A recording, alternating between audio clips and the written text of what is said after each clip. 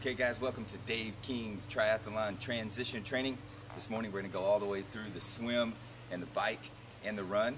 And the secret to triathlon transition training is pretty much like the secret to life, is to unclench your butt cheeks.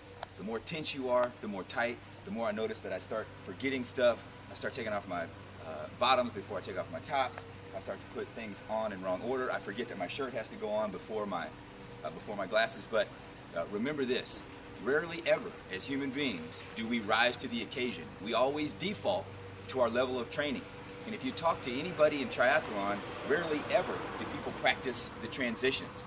And so in the research that I've done, you can gain up to 2 to 3 minutes in a transition area simply by practicing your transitions for about an hour a week, or even an hour a month. If you just come out here and do it over and over again so that your transition becomes instinctual, so that you don't come up frantic and out of order, you can gain 2 to 3 minutes, whereas it would take you hours of swimming to take 2 to 3 minutes off of your swim.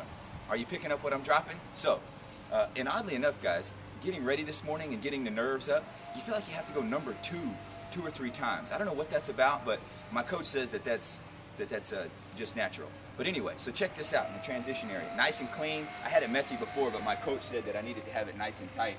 We've got the bike in the rack. I've got my sunglasses here. I've got my helmet. I've got my jersey, I've got my visor and my shoes. They're already tied, so I'll be able to come in here and just put these on. My shoes are already in the clips. Now guys, for a rookie triathlon, shoes in the clips may not be a huge time savings, but to me, it was just a heck of a lot more fun. So, wanted to pull that off. So I'm gonna practice that this morning. Be sure I got the water bottle. I got my stuff here in case I have a flat tire on the course. Check the tire pressure, and so we're ready to go with the bike. Now, to simulate a wetsuit, because I have a pool in the back, but you can't get chlorine on the wetsuit, so I've got my trusty tights, track tights on here, and track top to simulate taking off the wetsuit so that I can get practice taking off the wetsuit and transitioning into the bike. So, let's go back to the pool.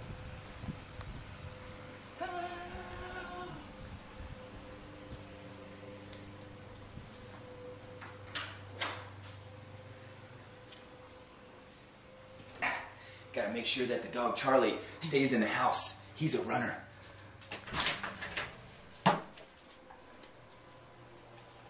Okay guys, welcome to the backyard. Let me get my goggles on. Here we go. Okay, got the goggles for the simulation. Woo! Cold this morning.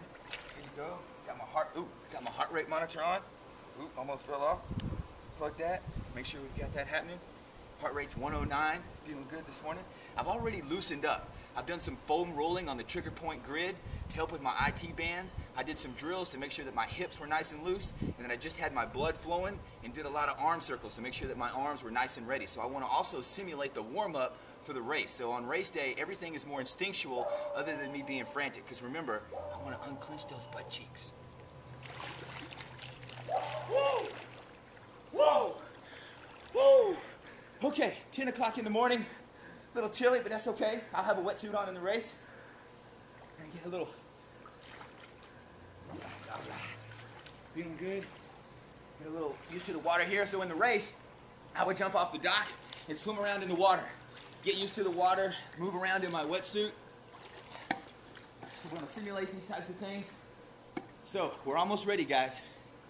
Getting a little bit, I'm feeling butterflies. I feel the butterflies. This is good. This is what you try to do before a race. You want to simulate the butterflies so that you can go through these transitions with that actual feeling of excitement. So I'm going to swim down and back, and then we're going to rock and roll. Here we go.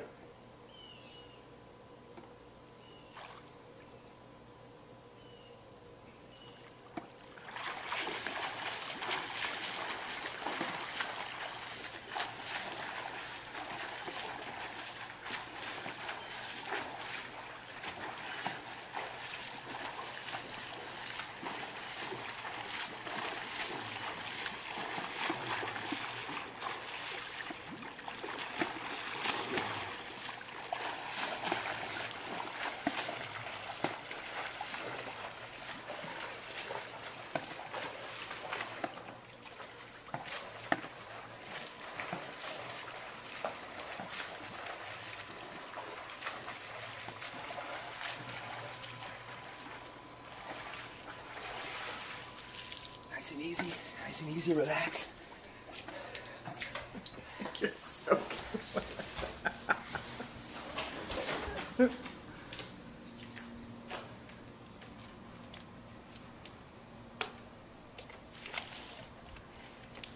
Make sure the shorts are on. There's my husband's butt, everyone. This is why you practice. The wetsuits are hard to get out of. Jersey first.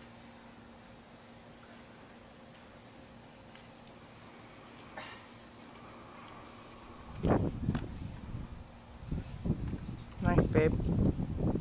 Wife says you gotta have the helmet on tight. Have it on first.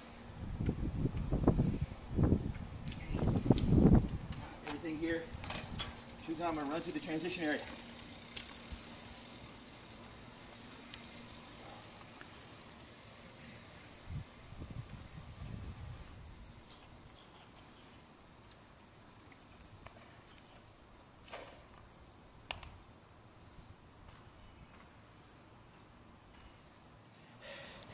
All right, my fellow rookie triathletes, or even advanced triathletes, you probably already know this. It's a good transition from the bike to the run. Sorry we didn't get it on camera, we'll do that a little bit later. But the biggest part about the training, the reason that you want to put the training in, is more for the mind than it is for the body. Because you don't know how your mind is going to react to high pressure, high exertion type situations. And so when I practice and I come in off the ride, and I've learned through research that I keep the cadence up high when I come in off the bike so that my legs aren't totally toast, so they're not numb, like trying to pedal in as fast as I can. I just keep the cadence high on a gear I can handle. I have to accept where I am. I roll in. I take my shoes off while I'm on the bike, and then I roll in, jump off, come in here and put my shoes on and run. I will tell you the toughest part about the triathlon for me, excuse me, man, caused a little indigestion. The toughest part about the triathlon for me so far is the transition from the bike to the run. And I don't mean changing the clothes, because the clothes is actually the easiest. I can change from my bike shoes, because I get off without them even on, into my running shoes and hat and go in 10 seconds flat or less. But what I mean is when you take off from that bike onto that run and you're already excited and your heart rate gets up to about 85, 90%, your mind is starting to go, especially in training. I mean, don't worry about it. You did good enough for today. You'll get it in the race. You'll probably be able to do it when you get to the race. You're in shape, no big deal. And your mind will begin to play tricks on you like that. But remember, we rarely ever rise to the occasion. We always default to a level of training. So I've noticed that huge part, the ability to have faith in your body and in your heart rate to 5 to 6 to 10 minutes into that run is absolutely critical, because your mind will start saying, slow down, you can't make it.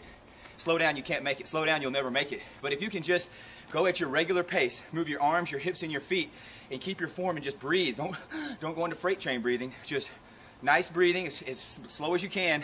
Get your oxygen back. You have to trust yourself that because of your training, that about 6, 7, 8 minutes into the run, you'll start to get your wind back. That anxiety will start to fall, and you'll be able to push forward, and you won't have lost yourself 2 or 3 minutes by going through all those mental gymnastics like, oh, I better slow down, I won't make it. But the key is to practice that in training, not in the race. I love you guys. Peace out.